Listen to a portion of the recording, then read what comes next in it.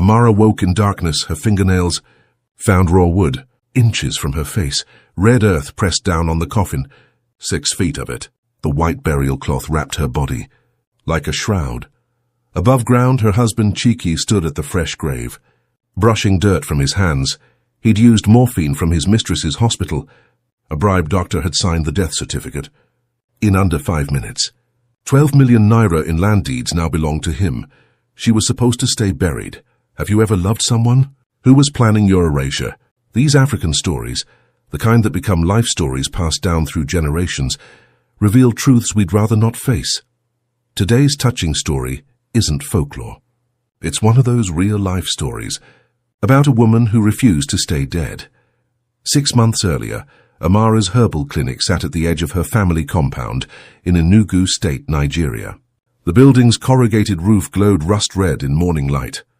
Women came for fertility herbs, bitter roots ground into powder, mixed with honey. Farmers bought ointments for joint pain, prepared from eucalyptus leaves and shea butter. The waiting room smelled of dried lavender and camphor. She'd learned the craft from her grandmother, Mama Nkiru, the woman who wore red coral beads every day for 78 years. The old woman had taught her which plants healed wounds, which ones brought down fever, which ones eased the pain of childbirth. Every recipe was tested, every measurement precise. Amara wore those same beads now. They clicked softly when she moved, a constant reminder of the legacy she carried. Her husband, Chike, was everything the village admired. At 35, he was a senior officer at Unity Bank's regional branch in Enugu. He managed corporate accounts worth hundreds of millions. His office overlooked the city center. Glass windows, leather furniture. Every Sunday he sat in the front pew at St. Michael's Anglican Church, always dressed in crisp white shirts, silver cross gleaming on his chest. The village development committee had elected him treasurer.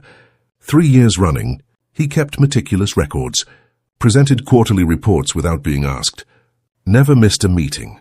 When the community needed funds for a new borehole, Chike organized the fundraiser. When the primary school roof leaked, he secured a matching grant from the bank. Mothers pointed him out to their daughters. That's what a proper husband looks like. Educated, responsible, God-fearing. 5 years of marriage. No children yet. When aunties asked, and they always asked, Cheek's answer never changed. Amara works too hard at her clinic. The stress affects her body, you know how it is. We're praying about it. God's timing is perfect. The aunties would nod sympathetically and pat Amara's hand. Try to rest more, my dear. A woman's body needs rest to conceive. She never questioned it. Never wondered why Cheeky was so quick to blame her stress. So ready with excuses. She trusted him. Completely. The inheritance notice arrived on a Tuesday afternoon in late March. The postman brought it to the clinic, a formal letter on legal stationery. Amara's uncle, her father's younger brother, Uncle Ejike, had died of malaria complications at age 63, unmarried, childless. He'd lived alone in a small house near the family compound. His will was simple. Everything went to Amara, the house, the furniture, some savings in a credit union account, and 8 acres of undeveloped land. Along the new Enugu-Port Harcourt Highway corridor, the surveyor's report valued the land at 12 million naira. Property developers were already circling like vultures, offering 13 million, 14 million for the right parcel. The highway construction had transformed worthless bush into prime commercial real estate, almost overnight. Nigerian inheritance law required 2 witness signatures and a notary stamp to complete the transfer. The process could take weeks. Registry office visits, tax clearance certificates, title searches, endless paperwork. Chike volunteered immediately when she showed him the letter. I'll handle it, my dear. You know how these government offices are. Hours of waiting, surly clerks demanding facilitation fees. Let me take care of everything. You focus on your patients. Your uncle would want you to continue the healing work. Amara kissed his cheek, grateful. What would I do without you? He smiled.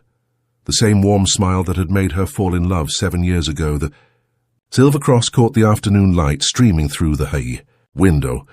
But someone else had been watching Cheeky, someone who knew him better than his wife did. Obioma Okeke had known Amara since primary school. They'd worn the same faded blue uniforms, shared one geography textbook between them because their families couldn't afford two. They'd walked 3 kilometers to school together every morning, barefoot until they reached the school gate, where they'd put on their only pair of shoes. Now Obioma worked as a nurse at Enugu State General Hospital. Night shift in the records wing. She processed admission forms, filed medical reports, kept track of patient transfers. The work was tedious but stable. Government job, pension benefits, health insurance. She saw Chiki at the hospital twice in 1 week, not as a visitor, not in the emergency room or the outpatient clinic, in the administrative wing, after hours, when most staff had gone home, always with a woman Obioma didn't recognize. Young woman, maybe 26 or 27, pretty, light-skinned, always dressed in the hospital morgue attendant's uniform, pale blue scrubs with the hospital logo.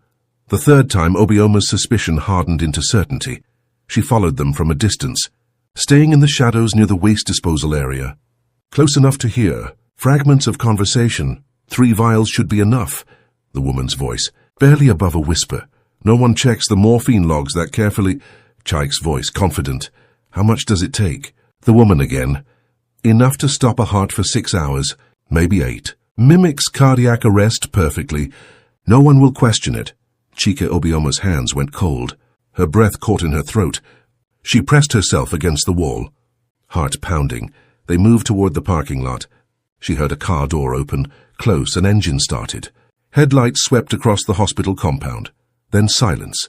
She called Amara that night, her hands still shaking. We need to talk. About Chiki. He's been so helpful with the land transfer, Amara said. She sounded tired, distracted, running to the registry office, dealing with lawyers. I don't know what I'd do without him. Has he shown you any paperwork yet? Any official documents? Not yet. He says the registry's backed up. Something about their computer system being down for maintenance. These government offices, you know how they are. Obioma measured her words carefully. Too much, and Amara would think she was jealous. Or paranoid. Too little and she'd failed to warn her friend. Just keep copies of everything yourself. Your uncle's will. The surveyor's report. Don't sign anything without reading it twice. Maybe 3 times. You worry too much, Obi, Amara laughed. The sound light and unconcerned.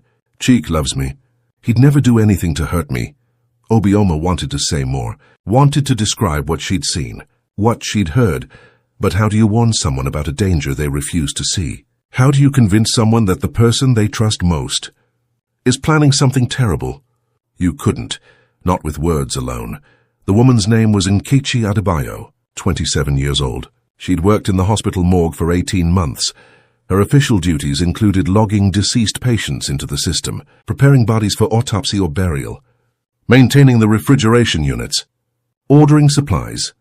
She had access to the pharmaceutical dispensary because morgue staff sometimes needed sedatives for distraught family members, antibiotics for infection control, cleaning supplies for the preparation room.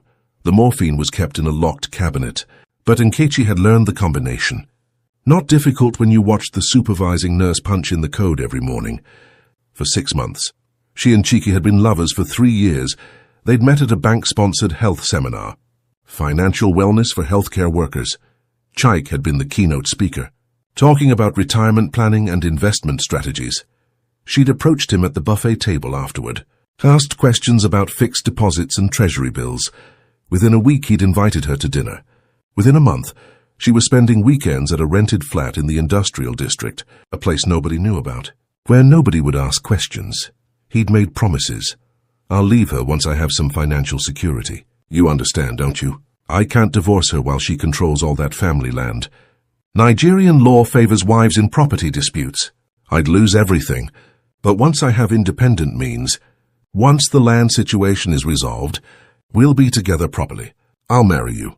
Give you the life you deserve, and Nkechi had believed him. For 3 years she'd believed him. Now the land was worth 12 million naira. Now there was a clear path forward. Now Chiki had a plan. And Nkechi stole the morphine over 2 weeks. Small amounts, 1 vial at a time. Nothing that would trigger an immediate inventory audit. The dispensary records were checked monthly, and she could always claim the morphine had been used for emergency sedation of violent patients, or bereaved family members who became hysterical. Each vial contained enough morphine sulfate to induce profound respiratory depression in an adult. 3 vials combined would mimic death so convincingly that even a doctor performing a cursory examination might miss the faint signs of life. Body temperature drops. Pulse becomes nearly undetectable. Pupils fix and dilate. Breathing slows to 1 or 2 breaths per minute. So shallow they don't fog a mirror. To anyone not looking closely, not running proper tests, the person appears dead. The effect lasts 6 to 8 hours, depending on the person's weight, metabolism, general health. Then the body begins metabolizing the drug. Consciousness returns slowly, like surfacing from deep water. But by then, if everything went according to plan, the person would already be buried. On Wednesday evening, the 2nd week of April, Amara sat at her kitchen table reviewing the land documents. Cheeky had finally brought them home. A thick folder with her uncle's will. The transfer application forms. The tax assessment statement. The surveyor's map. Everything looked correct. Her name typed clearly. Amara Chidinma Okonkwo, daughter of Emmanuel Okonkwo, deceased. Sole heir of Ejike Okonkwo, deceased. The land parcel was outlined in red on the survey map. 8 acres. Irregular shape. Bordering the new highway on one side and a cassava farm on the other. All she needed to do was sign the transfer forms in 3 places. Once before witnesses. Once before the notary. Once at the registry office for the final stamp. "Let me make you some tea first," Cheeky said. His voice gentle, solicitous. "You've been working all day at the clinic. 12 patients today, wasn't it? You must be exhausted." She was. Her shoulders ached. Her eyes felt gritty from lack of sleep. The kettle whistled in the kitchen. She heard him moving around, heard the clink of the cup, the sound of water pouring, the spoon stirring. He returned with her favorite cup, the one with yellow flowers painted on white ceramic. Her grandmother had given it to her. "Years ago, drink," he said, setting it before her. "Then we'll go through the signatures together. I want to make sure you understand everything before you sign." She took 3 sips. The tea tasted slightly bitter, but she'd bought a new brand of honey last week from a different market vendor. Sometimes herbal blends tasted different, depending on the honey used. By the 4th sip, her vision blurred at the edges. By the 5th, her hand couldn't hold the cup steady. It fell from her grip, shattered on the concrete floor. Tea spread across the ground. Like spilled blood, Chaik caught her as she collapsed. He lowered her gently to the floor. Supporting her head, he checked her carotid pulse, faint, thread-like, checked her pupils, fixed, dilated, felt her skin, already cooling. He pulled out his phone and dialed a number he'd memorized weeks ago. Dr. Ease picked up on the 3rd ring. "Yes? It's Cheek. I need you to come to my house now. It's an emergency." Dr. Emmanuel Ease was 43 years old, a general practitioner who ran a small clinic near the market. Decent doctor once, back when he'd graduated from medical school. But 15 years of private practice in a poor area had worn him down. The clinic barely broke even. His wife had left him 2 years ago. His children were in university, and he could barely afford their fees. He'd started gambling to cope with the stress. Small bets at first, football pools, lottery tickets, then larger stakes. Poker games in backroom clubs where civil servants and businessmen played for serious money. He'd lost badly 8 months ago. 400,000 naira in one night. Money he didn't have. The loan shark had been patient at first, then increasingly threatening. Broken fingers, acid attacks. These were the consequences of unpaid debts. Chaik had been there that night, had watched Dr. Easy lose hand after hand. Afterward, in the parking lot, Cheeky had made an offer. "I'll cover your debt. 400,000. I'll pay it tomorrow." "Why would you do that?" Dr. Easy had been suspicious, desperate, ashamed, "Because I might need a favor someday. A medical favor. When that day comes, you'll help me. No questions." "We'll be even," Dr. Ez had agreed. What choice did he have? Now that day had come. Dr. Eze arrived at Cheeky's house in 12 minutes. He carried his medical bag. The leather cracked and faded. Inside, stethoscope, blood pressure cuff, thermometer, prescription pad, pen. Amara lay on the kitchen floor. White foam at the corners of her mouth. Eyes half open, unseeing, skin pale. Lips tinged blue. Dr. Easy performed his examination. Checked the carotid pulse. Barely present. Maybe 30 beats per minute. listened to her chest with the stethoscope. Heart sounds faint and distant. Checked pupil response with his penlight. No reaction. Felt her skin temperature, cool to the touch. He knew what he was seeing. Knew the signs. This wasn't death. This was profound drug-induced sedation. Morphine, most likely. Or barbiturates. But he also knew what Cheeky expected him to say.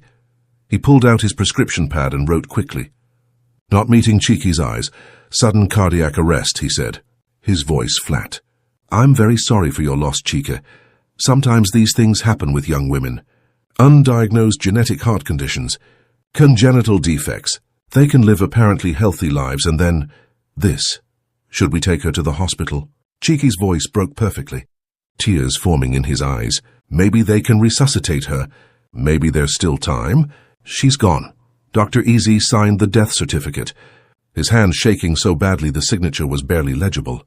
I'm very sorry. There's nothing anyone can do now. As he left, Cheeky pressed a thick envelope into his palm. For your trouble, Doctor. And we're even now. The debt is cleared. Dr. Ease took the envelope. Didn't open it. Didn't count the money, just walked to his car, climbed in, and sat there for 10 minutes with his head against the steering wheel. Then he drove home, poured himself a glass of cheap gin, and tried not to think about what he'd just done. Chike moved quickly after Dr. Ease left. He called Amara's relatives first. Her cousins, her aunts, her few remaining elderly uncles. I have terrible news. Amara collapsed. Her heart... Dr. Easy says it was sudden cardiac arrest. She's gone. He called the church. Pastor Okoro answered, his voice groggy with sleep. Cheek, it's past midnight. What's wrong? Pastor, I need you. Amara is dead. He called the coffin maker, a man named Mr. Obi, who ran a furniture shop near the motor park. I need a coffin by tomorrow afternoon. Simple. Pine is fine. She'd want something humble. He called the cemetery caretaker. I need a plot beside her grandmother's grave. Can you dig it by dawn? Every call was perfect. Every word was measured. The grief in his voice sounded absolutely genuine. By 3 a.m. everything was arranged. By dawn, the village would know. By noon, preparations for the wake would be underway. By tomorrow evening, Amara would be in the ground. He insisted on following Igbo tradition, burial within 24 hours of death. It's what her grandmother would have wanted. It's what Amara herself believed. We honor the dead by laying them to rest quickly. We don't delay. We don't prolong the grief. The village elders agreed. Cheeky was a respected man. He understood tradition. He was honoring his wife properly. At the wake, Cheeky performed beautifully. He wore traditional mourning clothes. White wrapper and shirt. He placed Amara's red coral beads on the closed coffin lid. He read Psalm 23 in a voice that broke at all the right moments. The Lord is my shepherd. I shall not want. He makes me lie down in green pastures. He accepted condolences with red-rimmed eyes, nodding, thanking people for coming. Squeezing hands, women hugged him. Men patted his back. The church choir sang hymns. Children played quietly in the compound yard. Obioma tried to insist on an autopsy. She was healthy yesterday. I saw her at the market. She was laughing. This doesn't make any medical sense. We should have a proper examination. There should be tests. Chike's voice hardened for just a moment. A flash of something cold beneath the grief. My wife has suffered enough. Do you think I want strangers cutting into her body? Do you think I want to prolong this nightmare? Let her rest in peace, Obioma. For God's sake, let her rest. The village elders agreed with Chike. Obioma was outvoted. The wake continued. They buried Amara at dawn the next morning. 6 men from the church carried the coffin from the compound to the cemetery. The walk took 15 minutes. Past the school, past the market, past the Iroko tree where children played. The grave was ready. 4 feet deep, the grave digger had been rushed. Hadn't dug the full 6 feet traditional. Time was short, he'd explained later. Mr. Okonkwo wanted it done by sunrise. 6 men lowered the coffin with ropes. It settled at the bottom with a soft thud. The gravedigger began shoveling red earth onto the lid. Each shovel of dirt made a hollow sound against the wood. Chike stood at the grave's edge, watching. His face was expressionless now. No one was paying attention to him anymore. Everyone was focused on the grave, on the prayers, on their own grief. He watched until the last shovel of dirt was patted down. Watched until the wooden cross was placed at the head. Watched until the flowers were arranged in a small pile. Then he turned and walked away. Inside the coffin, wrapped in white burial cloth, Amara's body lay perfectly still. The morphine held her in its chemical grip. Her heart beat 3 times per minute. Her lungs took one shallow breath every 30 seconds. Her brain activity had slowed to delta waves. The deep unconsciousness of dreamless sleep. She wasn't dead, but she would be in approximately 4 hours. When the air inside the sealed coffin ran out, 6 hours and 20 minutes after burial, the morphine began to metabolize. Amara's liver processed the drug slowly, breaking down the chemical compounds, filtering them through her kidneys. Her heart rate increased. 10 beats per minute, 20, 40. Her breathing deepened. 2 breaths per minute, 4, 8. Her brain began firing again, neurons reconnecting, awareness returning. Like a tide coming in, the first thing she registered was darkness. Complete, suffocating darkness. Not the darkness of a room with curtains drawn. Not the darkness of night, the absolute darkness of a sealed space, the underground. The second thing was the smell. Earth and wood polish and something chemical she couldn't immediately identify. Formaldehyde, maybe. Or embalming fluid, wait. No, she hadn't been embalmed. Why would she smell chemicals? The third thing was terror, pure animal terror. That sent adrenaline flooding through her system. She tried to move. Her arms were pinned against her sides by the burial cloth, wrapped tight around her body. Her head pressed against rough wood maybe 2 inches from her face.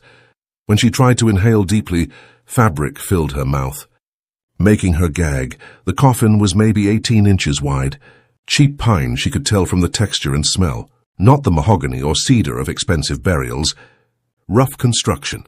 She could feel the grain of the wood against her forehead when she turned her face.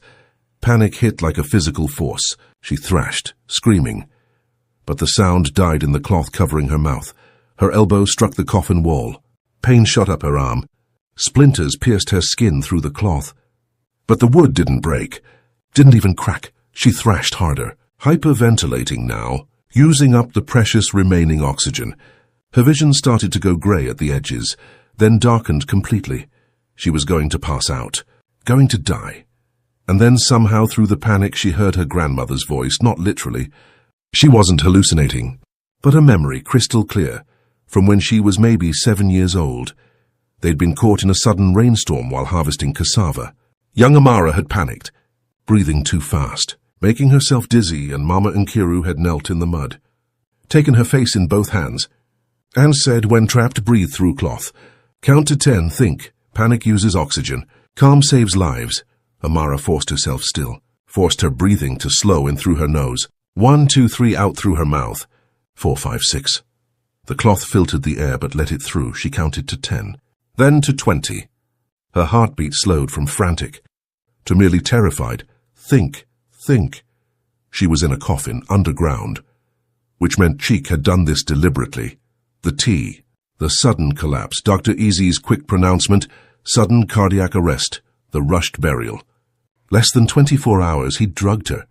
Probably morphine, given how long she'd been unconscious. He'd bribed Dr. Easy to sign a false death certificate. And he'd buried her alive, all for 12 million naira in... Land rage burned through the fear, cold, clarifying. Rage. It gave her something to focus on besides the crushing weight of earth. Above her head, she tested the coffin lid with her shoulder, pushing up as hard as she could. It didn't budge. The weight of 4 feet of earth held it down. She tried again, harder. Nothing. The screws held firm, but her fingers, exploring the edges of the coffin, found something. A gap between the lid and the wall. Maybe a 1/4 inch, not much, but enough to tell her that whoever had built this coffin had done shoddy work. The joints didn't fit flush. The screws weren't properly countersunk. She worked her engagement ring off her left hand, a simple gold band with a small diamond setting. The setting had a sharp edge where the prongs held the stone. She wedged it into the gap and began scraping along the seal, trying to loosen the wood. The work was agonizingly slow. Her hands cramped. The burial cloth restricted her range of motion, but the pine was soft, cheap wood, probably green, not properly dried, and the screws were small, driven in at angles, not countersunk deep enough. After what felt like hours, she had no way to measure time. The first screw loosened. She felt it give. Just slightly, Under pressure, she kept scraping, working the ring back and forth. Her right thumbnail tore off. The pain was sharp, immediate. Blood made her fingers slippery. She switched to her left hand and continued. The second screw came free. She could feel it now. Loose in its hole. Then the third. The lid shifted a fraction of an inch, and red earth began trickling through the gap. She pushed with both hands. Using her shoulders for leverage, the lid cracked along one edge. More soil poured in, covering her face. Filling her mouth, she turned her head, spat dirt, kept pushing. The lid gave way completely. 4 feet of loose earth collapsed into the coffin space. She was drowning in soil now, choking, but she could move her arms. She clawed upward, forcing her body through the dirt. Her lungs burned. She couldn't breathe. Couldn't see. Couldn't hear anything except the roaring in her ears, but she kept digging, kept clawing. Found roots, stones, more soil. The burial cloth tore away. She pushed past it, upward, always upward. Her hand broke through into night air. She dragged herself out of the grave like something prehistoric crawling from the sea. Covered in red earth, gasping, crying, alive. The cemetery was empty. The moon was a thin crescent behind clouds. She collapsed beside the hole that had almost been her tomb. Her body shook. Not from cold, the April night was warm. From rage, from terror. From the sheer biological shock of having survived something that should have killed her. She lay there for maybe 10 minutes. Just breathing. Just feeling air move in and out of her lungs. Just listening to her heartbeat. The white burial cloth lay in shreds around the grave. She tore off a long strip and wrapped her bleeding hands. The cloth was filthy, but it would stop the worst of the bleeding. Until she could find proper help. Then she stood.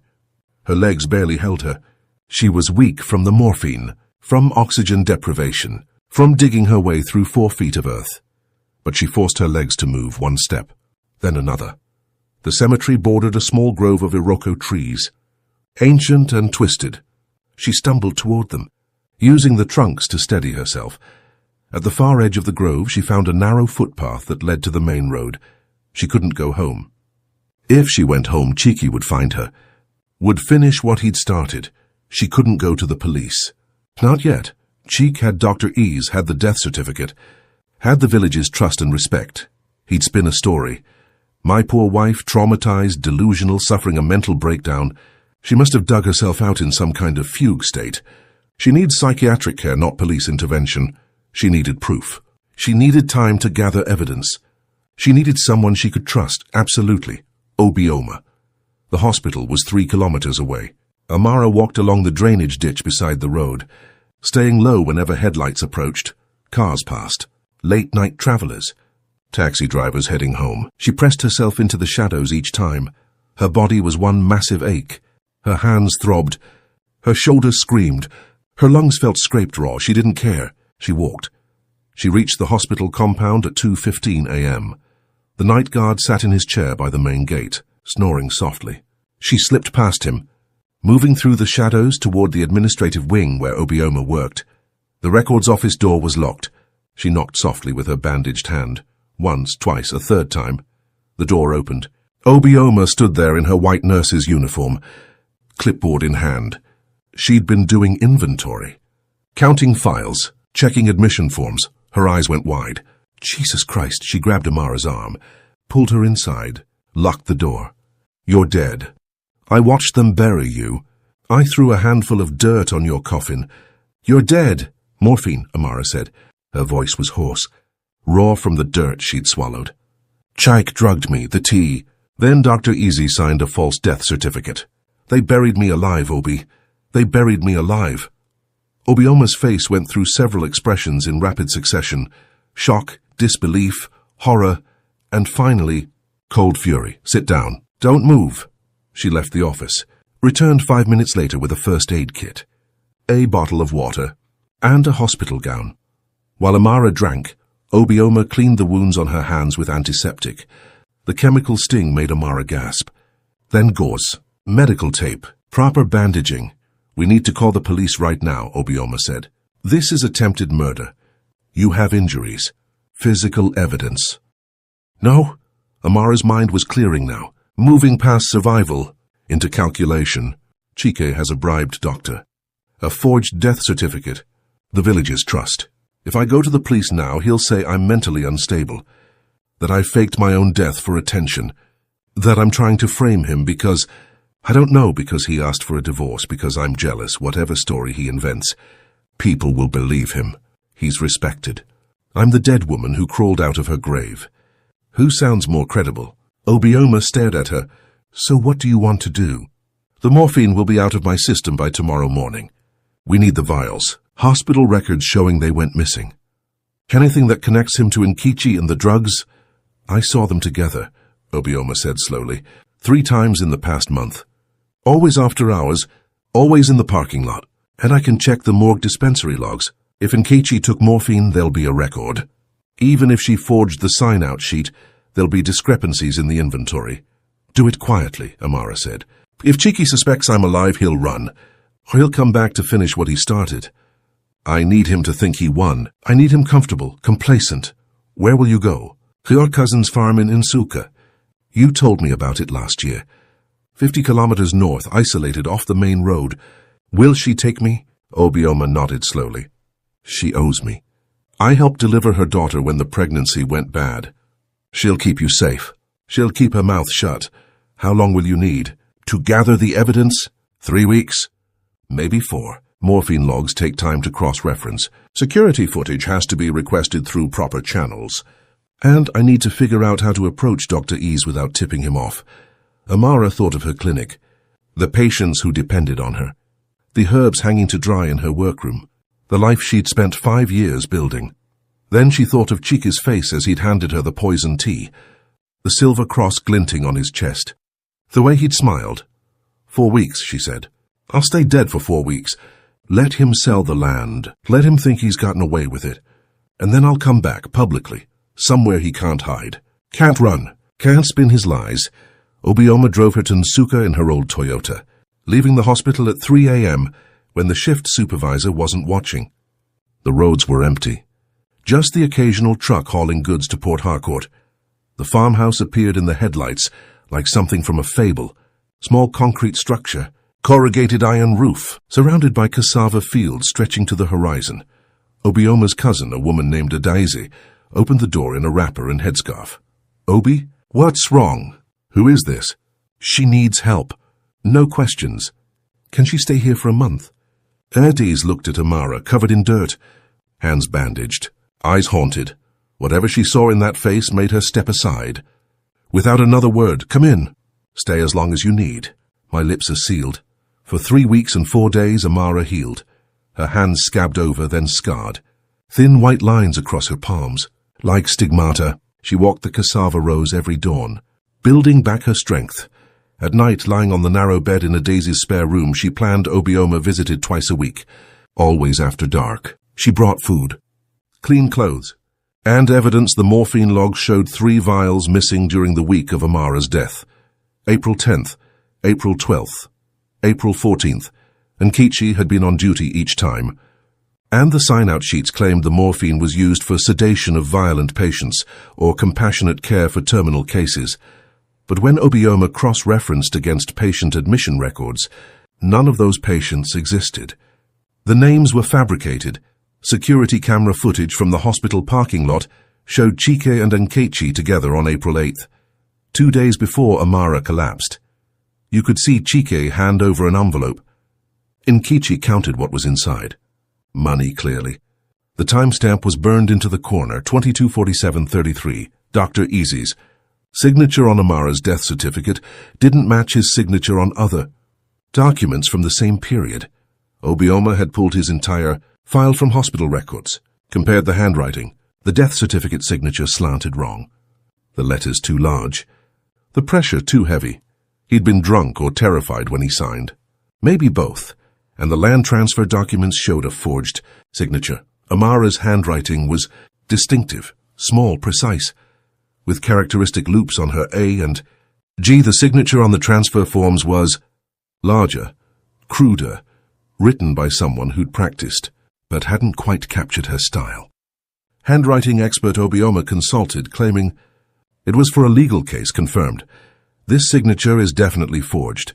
The person who wrote it was trying to copy someone else's style, but lacked the muscle memory for authenticity. On day 18, Obioma brought news that made Amara's blood run. Cold and hot simultaneously.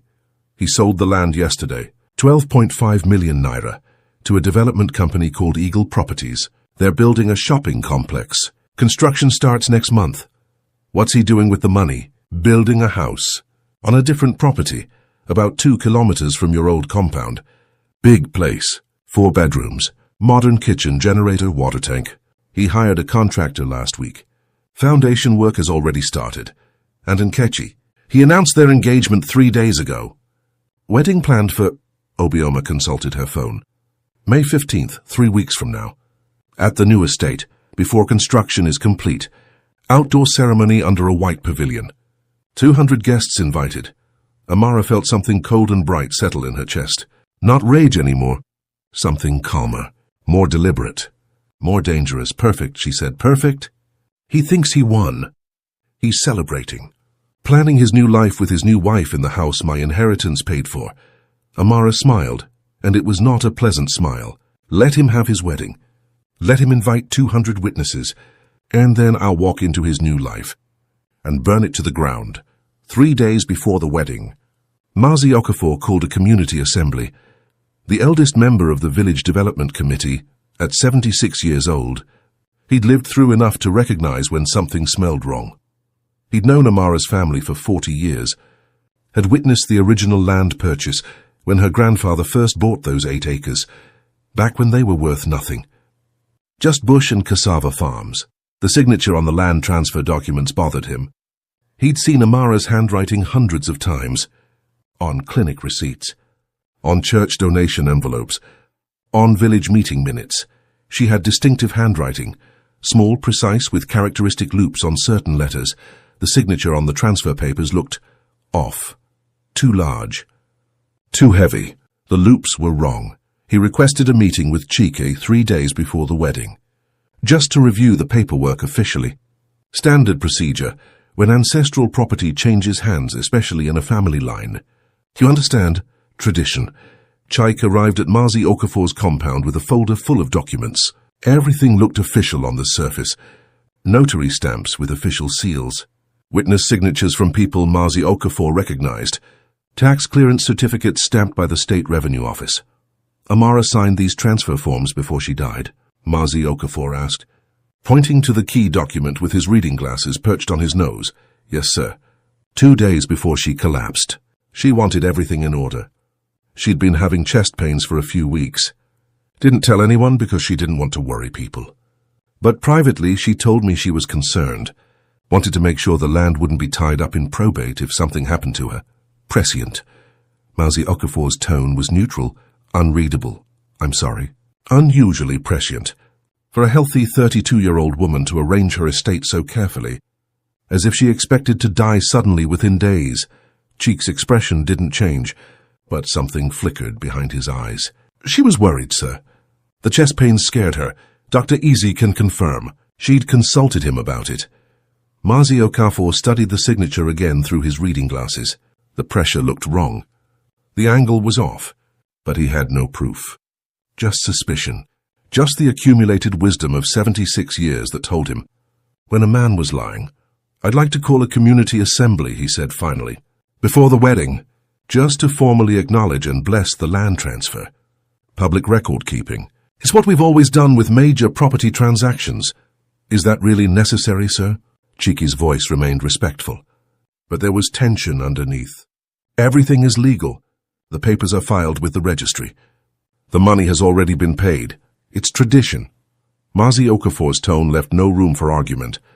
When ancestral property leaves a family line, the community witnesses it. We document it. We add it to our collective memory. Chike forced a smile. Of course, sir. Whatever tradition requires. When would you like to hold this assembly? 2 days from now, Saturday morning, before your wedding on Monday. I'll be there. The assembly was scheduled for 10 a.m. on Saturday, May 13th. Mazi Okafor sent word to all the village elders, the church council members, the women's cooperative leaders, the youth committee representatives. He framed it as routine business, land transfer documentation, but people sensed something more. Word spread. By Friday evening, half the village knew about the assembly. By Saturday morning, nearly 100 people had decided to attend. Land disputes were always interesting. And there was something about this particular case that drew attention. The recent death. The quick remarriage. The whispers of impropriety. Chaiki told Nkechi it was nothing to worry about. Old men who love ceremony and tradition. We show up, they bless the transaction, we shake hands, everyone goes home happy. Just a formality. But privately he started drinking more. Not enough for people to notice. Just a shot of whiskey before bed. Then 2 shots. Then 3. He'd wake up at 2 a.m. with his heart pounding, convinced he heard someone digging, scratching, clawing. He started checking his rearview mirror obsessively when he drove. Certain someone was following him. Started locking doors he'd never locked before. Started sleeping with his phone under his pillow. "You're paranoid," Nkechi said one night, when she found him staring out the window at 3 a.m. "I'm careful," he corrected. "There's a difference." Week 3 of Amara's hiding. Obioma arrived at the farmhouse in Nasuka with urgent news. Chiki's community assembly is tomorrow morning. Mazi Okafor is suspicious about the land transfer. He can't prove fraud yet, but he's asking questions publicly. Amara stood from where she'd been sitting on the porch, watching the sunset over the cassava fields. Her hands had fully healed now, just thin white scars across her palms. Her body was strong again from 3 weeks of manual labor, helping a days with farm work. Does Mazi Okafor know I'm alive? No, nobody knows except me and a daisy. But he suspects something, and if he starts an official investigation, people will start talking. Chiki will hear. He might panic, might run, or he might try to finish what he started, Amara said quietly. No, I won't let him take anything else from me. Not my life, not my justice, not my voice. What do you want to do? Amara turned to face her friend. The sunset cast her face in golden shadow. Tomorrow morning, I walk into that assembly, in front of 100 witnesses, and I tell them exactly what Chiki did. Saturday, May 13th, 10:07 a.m., the community assembly was held under the massive Iroko tree at the center of the village square. The tree was maybe 200 years old. Its branches spread wide enough to shade 50 people.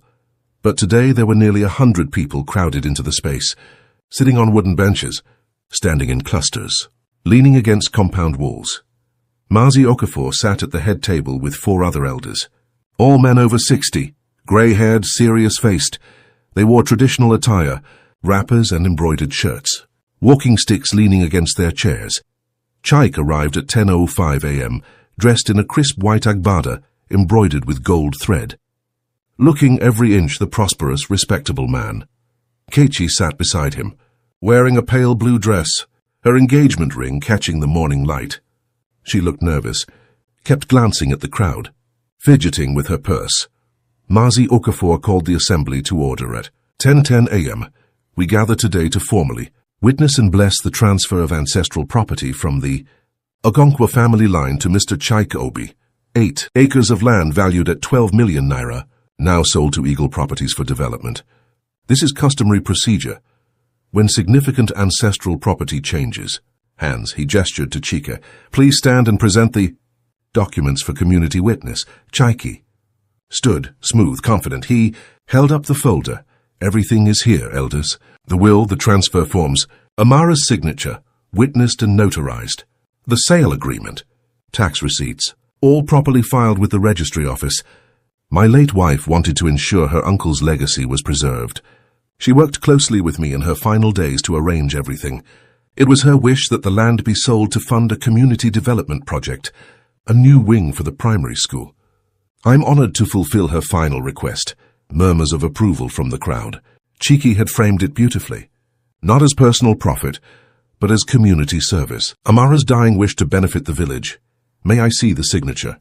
Mazi Okafor extended his hand. Chaik handed over the transfer document. Mazi Okafor studied it for a long moment. Put on his reading glasses. Studied it again. Held it up to the light. This signature troubles me, he said finally. I've known Amara's handwriting for years. This doesn't look quite right. The loops are wrong. The pressure is too heavy. Perhaps you're mistaken, Elder. Cheek's voice remained respectful. But there was an edge now. She was under emotional stress. Her uncle had just died. People's handwriting changes when they're upset. Perhaps. Mazi Okafor set down the document. But I think we should consult an expert, a handwriting analyst, before we formally bless this transaction. Chaik's jaw tightened. Just slightly. Is that really necessary? Everything has been legally processed. The registry office accepted the signature. The notary witnessed it. Are we questioning the entire Nigerian legal system? Before Mazi Okafor could respond, a woman's voice rang out from the back of the crowd, clear, strong, unmistakable. You should question it, because that's not my signature. Every head turned. The crowd parted like water, and Amara walked through. She wore a simple wrapper and blouse. Her hair was pulled back in a head wrap. Her hands were bandaged still. Thin white gauze visible at her wrists, but her face was unmistakable.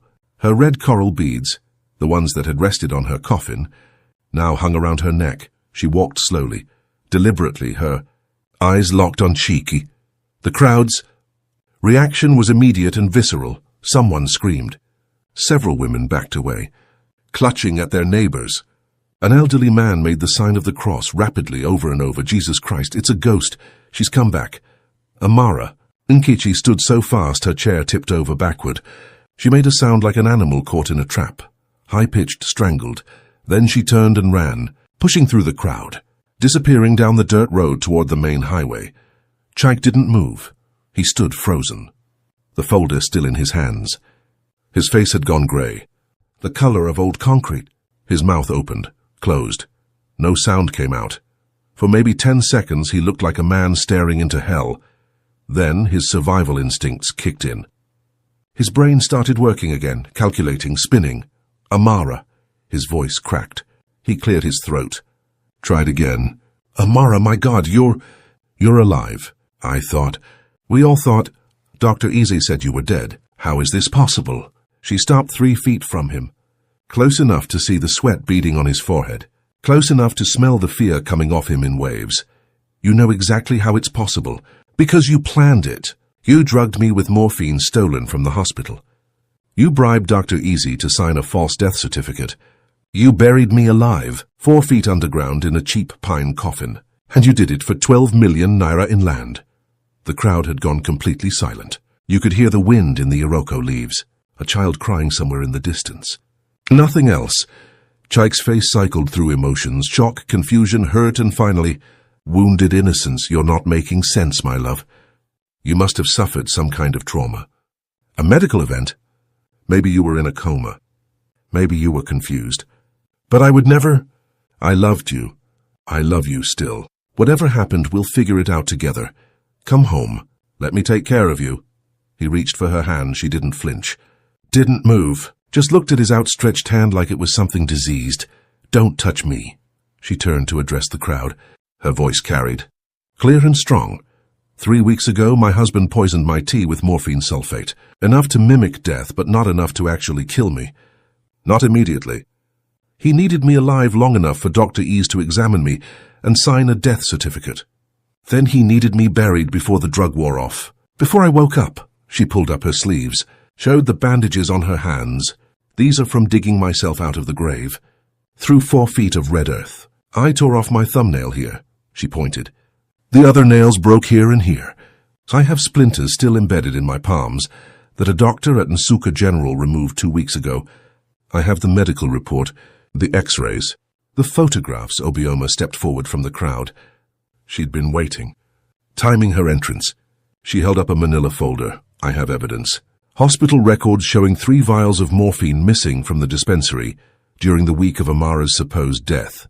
Security camera footage showing Chike meeting with Nkechi Adebayo, the morgue attendant who stole the morphine, and handing her money 2 days before Amara collapsed.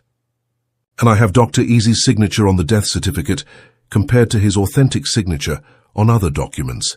The handwriting doesn't match. He was either drunk or terrified when he signed. Probably both. She handed the folder to Mazi Okafor.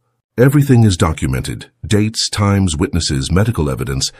This wasn't an accident. This wasn't a medical error. This was attempted murder for financial gain. Cheek's facade cracked. Not completely, but visibly. His shoulders hunched. His breathing quickened. This is insane. You're both insane. Amara, you're traumatized. You've constructed this elaborate conspiracy theory to explain something you don't understand. And Obioma, you've always been jealous of our marriage. You've wanted to destroy us from the beginning. Then explain the morphine. Amara's voice was ice. Explain why 3 vials went missing from Nkechi's dispensary. Explain why you were seen giving her money. Explain why my signature on the land transfer documents is forged. I can't explain hospital inventory errors. I can't control what people think they see in parking lots. And your signature is genuine. You signed those papers yourself 2 days before you collapsed. You were having chest pains. You told me you were worried about dying suddenly. You wanted everything in order. I never had chest pains. Amara turned to address the crowd again. I was perfectly healthy. Ask any of my patients. I worked 12-hour days at the clinic. I walked 3 kilometers to the market every week, carrying 20 kilos of supplies. Does that sound like someone with a heart condition? A woman in the crowd spoke up. I saw Amara the day before she died. She delivered herbs to my house. She walked up the hill to my compound without stopping to rest. She was laughing. She was strong. Another voice.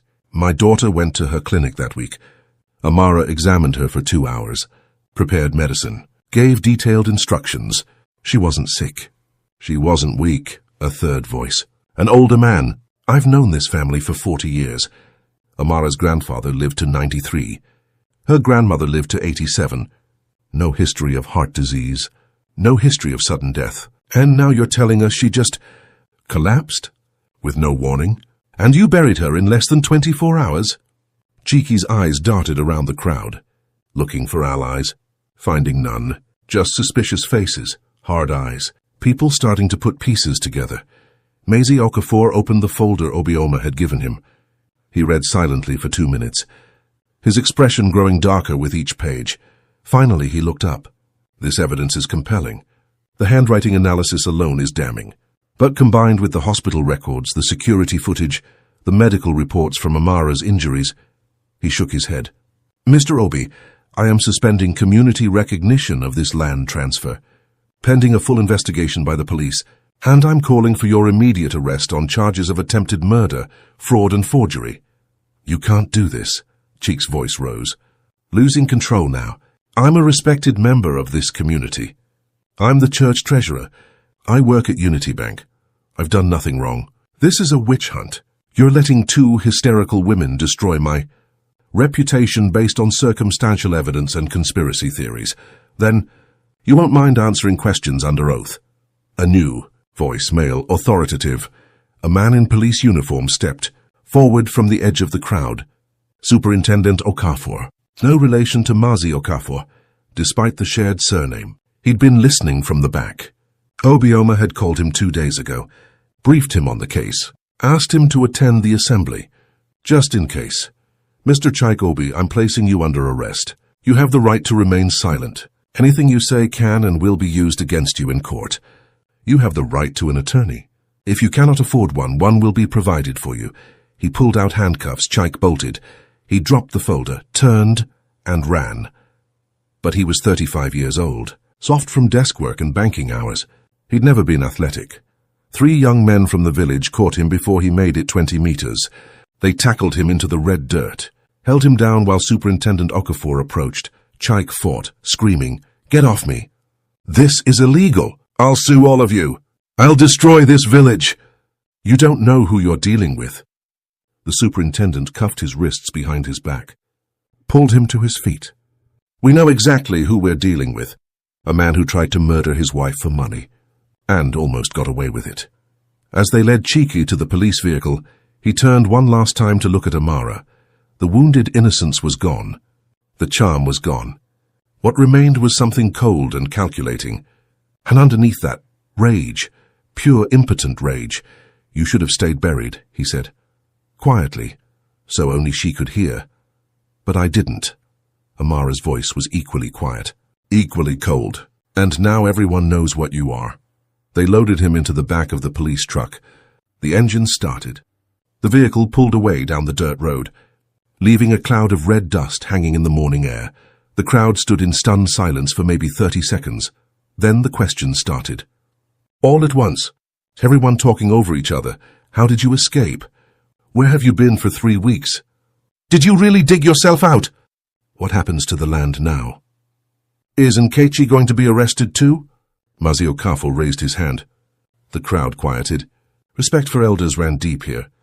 Amara, you've been through an ordeal that would break most people. We're grateful you're alive. We're grateful for your courage in coming forward. But now you need rest, medical care. Time to heal. We'll handle the legal proceedings.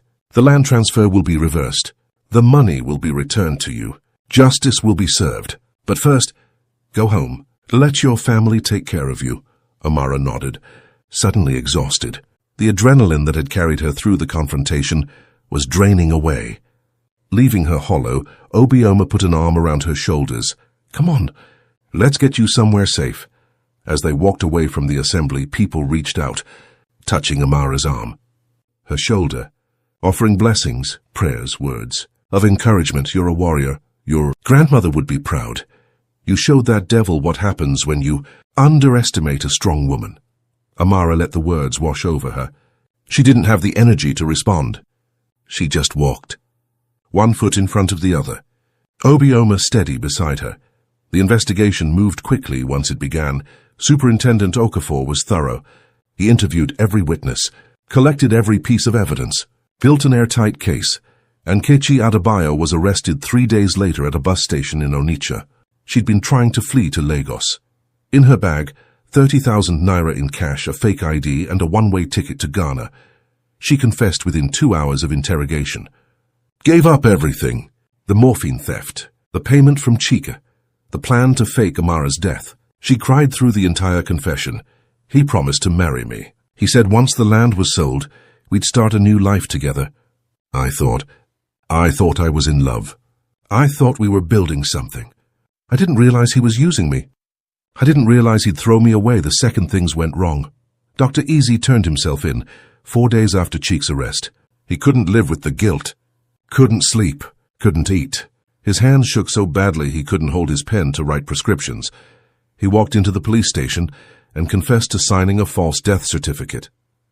He provided details about the bribe. The amount. The timing. Chaiki's exact words, I'm a doctor. I took an oath to save lives. And instead I helped a man bury his wife alive. I'll never forgive myself. Never. I don't expect anyone else to forgive me either. The trial began 3 weeks later. High-profile case. National media attention. News cameras crowding the courthouse steps. Journalists from Lagos, Port Harcourt. Even Abuja. Woman buried alive by husband testifies in court. Bank officer planned wife's murder for land inheritance. Morphine. Money and betrayal, the Enugu burial case. The prosecution presented overwhelming evidence. Hospital records, security footage, handwriting analysis, medical reports documenting Amara's injuries, testimony from witnesses who'd seen Chiki and Nkechi together. Chaik's defense attorney argued medical error, mistaken identity, circumstantial evidence, but the jury wasn't buying it. Nkechi took the stand on day 8. Testified against Chiki in exchange for a reduced sentence. She described the entire plan in detail, how Chiki had approached her, how he'd convinced her to steal the morphine, how he'd paid her 50,000 naira up front with promises of more once the land sold. He told me Amara was cold, unloving, that their marriage was dead already, that he was just speeding up the inevitable. He made it sound reasonable, made it sound like we were liberating him from an unhappy situation. I was so stupid, so blind. Dr. Easy testified on day 11, his voice shaking, his hands trembling. I knew she wasn't dead. I could feel her pulse. Faint but present, I could see her chest moving, barely but moving, and I signed the death certificate anyway, because I was a coward, because I owed money to the wrong people, because Chiki offered me a way out. I'll carry this guilt for the rest of my life. I deserve whatever punishment this court sees fit to impose. Amara testified on day 14. For 3.5 hours she described the entire ordeal, waking up in the coffin, the terror, the struggle to breathe, the decision to claw her way out, the 3 weeks in hiding, the evidence gathering. At one point she removed her gloves, showed her scarred palms to the jury, thin white lines crisscrossing her hands like a map of trauma. These scars remind me every day that I survived something that should have killed me. Not because I'm special. Not because I'm strong. But because my husband was careless, he used cheap materials. A thin coffin. Loose dirt. He was so confident I'd never escape, that he didn't bother to insure it properly. And that carelessness saved my life. Cheek took the stand on day 16. Against his lawyer's advice, he maintained his innocence throughout. Claimed the morphine was planted. Claimed Nkechi was lying to save herself. Claimed the handwriting analysis was flawed. Claimed Amara had faked the entire ordeal for attention and sympathy. She wanted to punish me for asking for a divorce. She wanted to destroy my reputation. So she staged this elaborate hoax. She hid for 3 weeks, injured herself deliberately, and then reappeared with this wild story. And now she's using public sympathy to steal my property, to ruin my life. The prosecution tore him apart on cross-examination. If Mrs. Obi wanted to punish you, why would she wait 3 weeks? Why not appear immediately? I don't know. Maybe she was planning. Gathering accomplices. Accomplices? You mean the hospital records? The security cameras? The medical reports? Are you suggesting a vast conspiracy involving hospital staff, police officers, medical examiners, and handwriting experts? All coordinated by a woman who was supposed to be dead? I'm suggesting she's manipulative, convincing, dangerous. More dangerous than a man who poisons his wife's tea and buries her alive. Cheeky had no answer to that. The verdict came on day 19. Guilty on all counts. Attempted murder. Conspiracy to commit murder. Fraud. Forgery. Bribery of a public official. The judge sentenced Cheeky to 23 years in prison. No possibility of parole for 15 years. Nkechi received 18 years for her role in the conspiracy. The morphine theft. The cover-up. Dr. Ease received 8 years and permanent revocation of his medical license. The judge acknowledged his cooperation and remorse, but emphasized that doctors who betray their oaths must face severe consequences. When the sentences were read, Cheeky showed no emotion, just sat there, staring straight ahead. The silver cross he always wore had been confiscated as evidence. His expensive agbada replaced with prison clothes. His carefully maintained respectability stripped away. As the guards led him from the courtroom, he passed close to where Amara sat. He stopped, looked directly at her. For a moment she thought he might apologize, might show some flicker of remorse. Instead he said, "I wanted to win, and winning meant taking everything from you. If you'd just stayed buried, I would have won. I would have had the land, the money, the new wife, the new life, everything. You ruined it. You ruined everything." Then the guards pulled him away, and Amara never saw him again. After the trial, Amara had choices to make. The land transfer was reversed. Eagle Properties withdrew their offer. Too much negative publicity. Nobody wanted to build on property associated with attempted murder. Other developers made new offers, some higher than the original 12 million. But Amara turned them all down. She kept 6 acres undeveloped, planted 50 Iroko trees along the perimeter, created a memorial grove for her grandmother, for her uncle, for everyone in her family line who'd worked that soil. She sold 2 acres to fund something different, something that mattered. She established the Amara Protocols, a legal aid fund for women in abusive relationships, a network of safe houses across Enugu State, a hotline staffed 24 hours a day, free legal representation for women facing property disputes, domestic violence, or financial coercion. She partnered with hospitals across 3 states to implement mandatory dual physician verification for death certificates. No more single doctor sign-offs. No more rushed pronouncements. She worked with the police to create training programs on recognizing signs of morphine poisoning, on distinguishing drug-induced coma from actual death. Within 2 years, the Amara Protocols had helped save 4 women's lives. Women whose husbands had tried similar schemes. Women who might have ended up buried alive if the protocols hadn't caught the attempts in time. The clinic reopened 8 months after the trial. Amara couldn't go back to the old building. Too many memories of Cheeky bringing her tea, of sitting at the kitchen table reviewing documents she thought she could trust.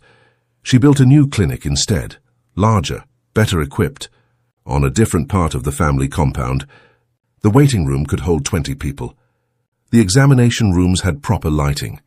She hired 2 assistant herbalists and a full-time receptionist. Women came from 50 kilometers away, not just for healing herbs anymore, but for advice, for legal referrals, for someone who understood what it meant to survive betrayal. She never charged anyone who couldn't afford to pay. If someone needed herbs but had no money, she gave them anyway. My grandmother taught me that healing isn't a business transaction. It's a calling. You don't turn away someone in pain because their pockets are empty. Romance found her again, though she hadn't been looking for it. His name was Emeka Nwosu, a civil engineer working on rural electrification projects. He came to the clinic 18 months after the trial. Not as a patient, as a consultant. The Village Development Committee had hired him to assess whether they could install solar panels on community buildings. He needed to survey the clinic roof, check the structural integrity, calculate load-bearing capacity. Amara watched him work, quiet, methodical. He asked permission before entering each room, apologized for the disruption, made detailed notes on a worn clipboard. When he finished, he presented his findings. Your roof can support a 3-kilowatt system, enough to power all your lights, your refrigerator for storing medicines, and 2 ceiling fans. I can have it installed within 3 weeks if you're interested. What's the cost? For this project, nothing. The Rural Electrification Agency is funding community health infrastructure. You qualify. All you have to do is sign the authorization forms. She smiled. A genuine smile. The first one in months that reached her eyes. You promise you're not trying to poison me or steal my land? He blinked, confused, then realized who she was. The woman from the news. The woman who'd been buried alive. Oh God, I'm sorry. I didn't mean to. I should have introduced myself properly. I just assumed, he stammered, face going red with embarrassment. Relax, Amara laughed. I'm joking, mostly. When can you start? He returned 3 days later with his crew. They installed the solar panels over 2 days. Emeka supervised every step, testing connections, checking voltages, making sure everything was perfect. On the second evening, when the work was finished, Amara offered him dinner. Just a simple meal, jollof rice and goat meat stew. Nothing fancy. They talked for 3 hours about his work, about her clinic, about the challenges of rural development, about family, about loss. He'd lost his wife 2 years earlier, childbirth complications. The baby had survived, a daughter named Kioma, but his wife hadn't. He'd been raising Kioma alone. His mother helped when she could, but mostly it was just the 2 of them. I understand what it's like, he said quietly, to have someone you trust completely be taken away suddenly, different circumstances, but the same kind of hollowness afterward, like you're walking through life but not quite living it. Amara understood exactly what he meant. They became friends first, which was what she needed. Not romance, not passion, just someone who understood. He visited the clinic once a week, sometimes to check on the solar system, sometimes just to talk, sometimes to bring Kioma, who loved playing with the herb jars and asking endless questions about which plants did what. 6 months after they met, Emeka asked if she'd like to have dinner. Not at the clinic. Somewhere neutral. A restaurant in the city. This is different from the other dinners, isn't it? Amara asked. This is a date. Only if you want it to be. He looked nervous, earnest. I like spending time with you. I think Chioma likes you too. But I'm not trying to rush anything. Or fix anything. Or save you. You're not someone who needs saving. You're someone who saved herself. I'd like to get to know you better. If you're interested. She was. They married 2 years after the trial. Small ceremony. Just close family and friends. No white pavilion. No 200 guests. No elaborate reception. They exchanged vows under the Iroko trees in Amara's memorial grove. Chioma, now 6 years old, served as flower girl. Wore a dress the color of marigolds. Scattered petals with serious concentration. Pastor Okoro officiated. The same pastor who'd presided over Chike and Amara's wedding 7 years earlier. He'd apologized profusely for not seeing the warning signs. For trusting Chike so completely. I should have known, he'd said. I should have seen through the performance. The church attendance. The charity work. The cross he always wore. I should have realized that faith isn't proven by silver jewelry and front-row pews. It's proven by how you treat people when nobody's watching. Amara had forgiven him. We all missed it. He was very good at performing. That's what narcissists do. They perform. And we believe the performance, because we want to believe people are good. At the wedding, Emeka's vows were simple. I promise to respect your independence, to support your work, to never make you feel like you owe me anything, to raise Kioma together with you, to be honest even when it's hard, and to love you for who you are, not who I want you to be. Amara's vows were equally direct. I promised to trust again, to let you into my life completely, to help raise Kioma with wisdom and patience, to build a partnership, not a dependency, and to never forget that love without respect is just performance. They sealed the vows with a kiss. The small crowd applauded. Kioma giggled and threw more petals. 5 years after the trial, Amara received a letter. From prison. From Cheek, the envelope was thin, the handwriting cramped. She almost threw it away unopened, but curiosity won out. The letter was 2 pages. Handwritten on lined paper torn from a spiral notebook. Amara, I don't expect you to forgive me. I don't expect you to write back. But I needed to say this. Not for you. For me, I've had 5 years to think about what I did. 5 years in a cell with nothing but time and regret. And I finally understand something. I didn't love you. I loved the idea of you. The perfect wife who asked no questions. Who trusted completely. Who made me look good. When you inherited that land, I saw an opportunity. Not just for money, for freedom, for a new life. And I convinced myself that taking it was justified. That you'd be fine. That 12 million naira meant more to me than your life meant to you. I was wrong. Catastrophically wrong. What I did to you was evil. Not passionate. Not desperate. Just evil, calculated, cold. I chose money over your life. I chose convenience over your survival. And the worst part? Even after you climbed out of that grave, even after you confronted me publicly, part of me still thought I could win, could charm my way out, could convince people you were lying. That's how deeply the narcissism had infected me. Prison has stripped away the performance, the respectability, the charm. All that's left is who I actually am. And I don't like that person. I'm not sure I ever will. I know this letter changes nothing. You've built a new life. A good life. I read about your legal aid fund in the newspaper, about the women you've saved. You turned your trauma into protection for others. That's real strength. I just wanted you to know you were right to crawl out of that grave, right to expose me, right to demand justice. You were right about everything, I'm sorry, for what it's worth, which probably isn't much. Chaikamara read the letter twice, then folded it carefully, placed it in an envelope, and filed it in a drawer with other legal documents from the case. She didn't respond, didn't send a reply, not because she hadn't forgiven him. She had, in a way. Forgiveness was the only way to stop carrying the weight of his actions. But forgiveness didn't require reconciliation. It didn't require acknowledgement. Didn't require giving him space in her life, even through correspondence. She'd spent too many years defined by what Chiki had done to her, by the trauma, the betrayal, the survival story. Now she was defining herself differently, as a healer, a wife, a stepmother, an advocate, a woman who'd survived, and then thrived. 10 years after the burial, Amara stood in the memorial grove at dawn. The 50 Iroko trees had grown tall, their roots deep in ancestral soil. She wore her grandmother's red coral beads. They clicked softly when she moved. Beside her stood Emeka and Kioma, now 14, and their son Obi, named after Obioma, who'd saved Amara's life. He was 6 years old, curious, energetic, loved climbing the Iroko trees despite constant warnings to be careful. They were planting tree number 51. A seedling Kioma had grown from seed in a clay pot. She'd tended it for 2 years, watering it daily, protecting it from harsh sun and heavy rain. Now it was strong enough to transplant, to become part of the grove, part of the legacy.